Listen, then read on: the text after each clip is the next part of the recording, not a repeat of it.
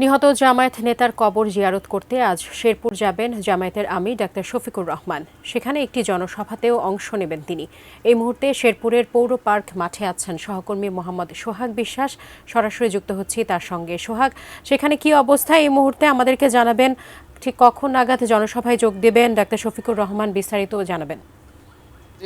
জামায়াতের আমির ডাক্তার শফিকুর রহমান শেরপুরে আসবেন।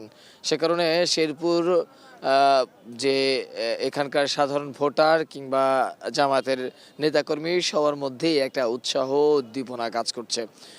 আপনি জানেন যে শেরপুরের একটি বিশেষ ঘটনার প্রেক্ষিতে কিন্তু আজকে শেরপুরটা বেশ গুরুত্বপূর্ণ, কারণ এখানে জামায়াত ইসলামের সাথে বিএনপির নেতাকর্মীদের একটি সংঘর্ষের ঘটনা ঘটে। এখানে সেই ঘটনায় জামায়াত ইসলামের এক কর্মী শহীদ হয়েছিলেন। আজকে তার কবর জিয়ারত করবেন জামায়াতের আমির ডাক্তার শফিকুর রহমান। তার কবর জিয়ারত শেষে শেরপুরের এই যে পৌর পার্ক মাঠ, সেই মাঠে একটি জনসভায় তিনি অংশ নেবেন। এরপর এখান থেকে জামালপুরের একটি জনসভায় অংশ নিয়ে আজকে ঢাকায় ফিরবেন। এখন পর্যন্ত এখানের যদি আমি আপনাদের পরিস্থিতি দেখাই, যে যেহেতু বেলা 11টা বা 11:30টার দিকে এই জনসভাটিতে জামায়াতের আমির বক্তব্য রাখবেন, তার আগেই এখনই নেতাকর্মীরা আসতে শুরু করেছে। তবে এখানে সবথেকে বড় যে বিষয়টি সেটি হচ্ছে আইন শৃঙ্খলা রক্ষাকারী বাহিনীর একদমই সতর্ক অবস্থা আমরা দেখতে পেয়েছি।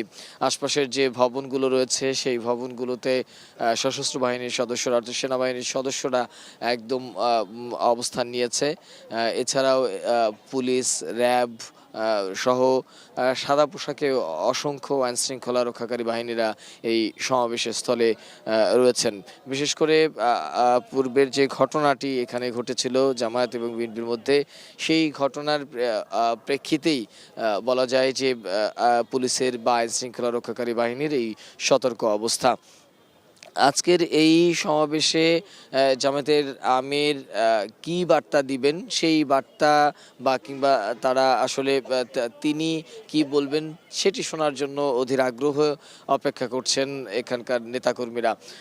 এবং এই সফরকে ঘিরে জামাতের নেতাকর্মীদের মধ্যে মনোবল বেড়ে আসবে সেটিও মনে করছে, কারণ গত কয়েকদিন আগে যে অপ্রীতিকর ঘটনাটি ঘটেছে, যেই ঘটনা ঘটেছে, তারপরে এই পুরো শেরপুর জুড়েই একটা উত্তপ্ত পরিবেশ তৈরি হয়েছিল, একটা জনমনে একটা ভীতির সঞ্চার হয়েছিল।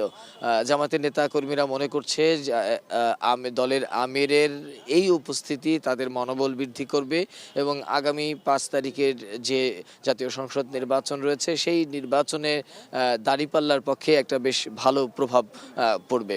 সাজিয়া, এই ছিল আমার কাছে শেরপুরের যে জামায়াতের আমিরের কর্মসূচি, সেই কর্মসূচি থেকে সর্বশেষ অবস্থা।